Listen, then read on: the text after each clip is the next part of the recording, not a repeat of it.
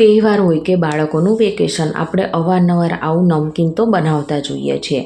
તો આજે આપણે ખાસ બાળકો માટે કે પછી સવારના નાસ્તામાં કે પછી સાંજે અથવા તો રોંઢે પણ ખાઈ શકાય તેવું આપણે આ કાજુ બિસ્કિટ બનાવીશું. તો ફ્રેન્ડ્સ, આજે આપણે ખાલી બોટલના ઢાંકણથી જ આ કાજુ બિસ્કિટ બનાવીશું. તો ફ્રેન્ડ્સ, ચાલો ફટાફટ આ નવી ટ્રીક સાથે આ નમકીન બનાવવાની શરૂઆત કરીએ. તો આ નમકીન બનાવવા માટે મેં અહીંયા 2 મોટા કપ જેટલો રોટલીનો ઝીણો લોટ ચાળીને લઈ લીધેલો છે.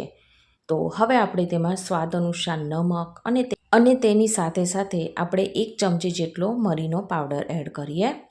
અને હવે 1.5 ચમચી જેટલા તલ અને 1.5 ચમચી જેટલું આખું જીરું એડ કરીશું.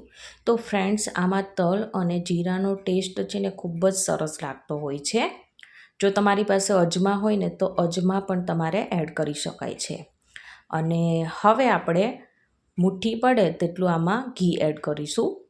તો તમે અહીં ઘીની જગ્યાએ તેલનો પણ ઉપયોગ કરી શકો છો, પરંતુ ઘીથી વધુ સારું રિઝલ્ટ મળે છે. તો અહીંયા મુઠ્ઠી પડે તેટલું આપણે ઘી એડ કરીશું. હવે એકવાર આ રીતના હાથેથી જ બધું મિક્સ કરી લઈશું, એટલે જે કાંઈ મસાલા અને ઘી એડ કરેલું છે લોટ સાથે સારી રીતે મિક્સ થઈ જશે. તો ફ્રેન્ડ્સ, અહીંયા જુઓ, હાથમાં મુઠ્ઠી પાડતા આ રીતના મુઠ્ઠી એકદમ આસાનીથી વળે છે. તો બસ આટલી મુઠ્ઠી પડે ને એટલે સમજવું કે આપણા લોટમાં છે ને એકદમ પરફેક્ટ એવું મોણ થયું છે. તો હવે નોર્મલ પાણીથી લોટ બાંધી લઈશું.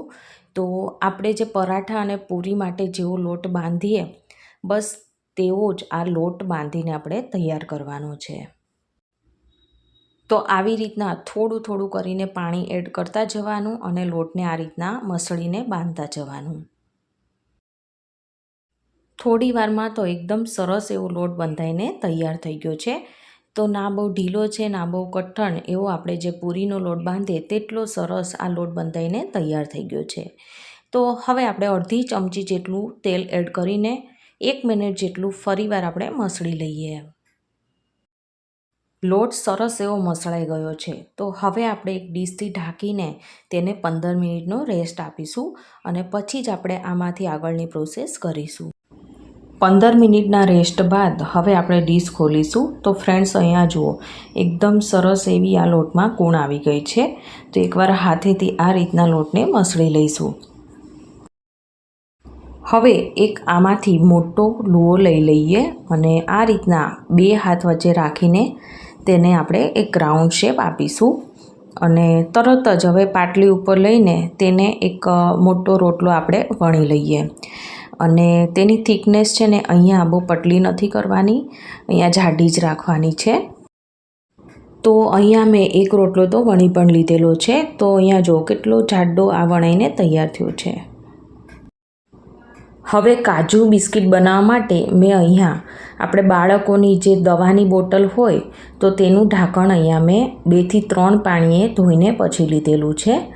તો ફ્રેન્ડ્સ, આ એક ટ્રીક છે કે જેનાથી આપણે કાજુ બિસ્કિટ બનાવવા માટે તમારે અલગથી મોલ્ડ નહીં લેવું પડે, પરંતુ આવી રીતના ઢાંકણથી એકદમ આસાનીથી તમે આ રીતના કાજુ બિસ્કિટ બનાવી શકશો. તો છે ને એકદમ આસાન રીત. એમ પણ આપણી ગુજરાતી મહિલાઓ એટલી હોશિયાર હોય છે ને કે ઘરમાંથી ક્યાંક ને ક્યાંક આવી નવી ટ્રીકો શોધીને ઘરમાં કોઈ પણ કામ છે ને એકદમ આસાનીથી કરી લેતી હોય છે. તો ફ્રેન્ડ્સ, અહીંયા જુઓ, થોડીક જ મિનિટોમાં મેં કેટલા બધા અહીંયા કાજુ બિસ્કિટ બનાવીને તૈયાર પણ કરી લીધા છે. તો બસ આવી જ રીતના બીજા બધા રોટલાઓ વણીને પણ બીજા આપણે કાજુ બિસ્કિટ તૈયાર કરી લઈશું. તો કાજુ બિસ્કિટને તળવા માટે મેં પહેલેથી તેલ ગરમ કરવા માટે મૂકી દીધેલું હતું. તો તેલ પણ સારું એવું ગરમ થઈ ગયું છે. તો હવે આપણે અહીંયા જેટલા સમાય તેટલા આમાં કાજુ બિસ્કિટ એડ કરીશું અને આપણે લો ટુ મીડિયમ ગેસ ઉપર આને આપણે કૂક કરવાના છે. અને વચ્ચે વચ્ચે આપણે 3 થી 4 વાર તેને પલટાવીશું અને ગોલ્ડન બ્રાઉન કલરના ના થાય ત્યાં સુધી આપણે તેને તળવાના છે. થોડી વારમાં ફ્રેન્ડ્સ, અહીંયા જુઓ, તેનો કલર છે ને થોડો ચેન્જ થઈ ગયો છે. તો બસ આટલા જ આપણે તેને તળવાના છે. તો હવે આપણે તેને ઝારામાં આ રીતના કાઢી લઈએ, એટલે જે કાંઈ એક્સ્ટ્રા તેલ હશે ને એ નીચે આવી જશે. તો ફ્રેન્ડ્સ, અહીંયા જો કેટલા કુરકુરા અને એકદમ ખસ્તા એવા કાજુ બિસ્કિટ બનીને તૈયાર થયા છે. તો બસ આવી જ રીતના બીજા બધા જે કાજુ બિસ્કિટ છે એને પણ આપણે તળી લઈએ. તો કોઈ પણ મોલ્ડ વગર અને એકદમ ઓછી મહેનતે તૈયાર થઈ જાય એવા આ ખસ્તા અને અંદરથી રૂ જેવા પોચા એવા આ કાજુ બિસ્કિટ બનીને તૈયાર થઈ ગયા છે. તો તમે ક્યારે બનાવો છો આવા બહાર કરતાં ઘરના આવા ચોખ્ખા એવા કાજુ બિસ્કિટ એ મને કમેન્ટ સેક્શનમાં જરૂરથી કહેજો. અને જો મારી આજની રેસીપી તમને ગમી હોય તો મારી ચેનલને સબસ્ક્રાઈબ, લાઈક અને શેર કરવાનું ના ભૂલતા. તો આપણે ફરીવાર મળીશું એક નવી જ વાનગી સાથે. Thank you for watching.